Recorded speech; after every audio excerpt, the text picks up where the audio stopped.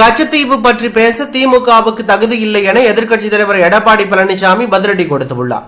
கச்சத்தீவை மீட்பது குறித்து தமிழக சட்டப்பேரவையில் முதலமைச்சர் மு.க.ஸ்டாலின் தீர்மானம் கொண்டு வந்தார். இலங்கை கடற்படையினால் தமிழக மீனவர்கள் கைது செய்யப்படுவது வாடிக்கையாகி வரும் நிலையில் கச்சத்தீவை மீட்பது குறித்து தமிழக சட்டப்பேரவையில் முதலமைச்சர் மு.க.ஸ்டாலின் தீர்மானம் கொண்டு வந்தார்.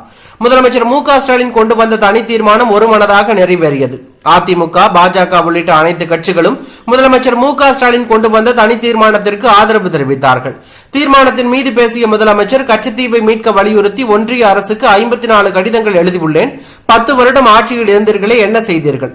அண்மையில் டெல்லி சென்றீர்கள், கச்சத்தீவை மீட்க வலியுறுத்தினீர்களா என எதிர்க்கட்சித் தலைவர் எடப்பாடி பழனிசாமிக்கு கேள்வி எழுப்பினார். இந்த நிலையில் கச்சத்தீவு பற்றி பேச திமுகவுக்கு தகுதி இல்லை என எதிர்க்கட்சித் தலைவர் எடப்பாடி பழனிசாமி பதிலடி கொடுத்துள்ளார். இது தொடர்பாக செய்தியாளர்கள் சந்திப்பில் அவர் பேசும்போது, கச்சத்தீவு பற்றி பேச திமுகவுக்கு தகுதி இல்லை. கச்சத்தீவை தாரை வார்த்த நாள் முதல் மீனவர்கள் சோதனைக்கு உள்ளாகி வருகிறார்கள். கச்சத்தீவு தொடர்பாக கடந்த 4 ஆண்டுகளாக ஏன் தீர்மானம் கொண்டு வரவில்லை என்று கேள்வி எழுப்பியுள்ளது பரபரப்பையும் அதிர்ச்சியும் ஏற்படுத்தி உள்ளது.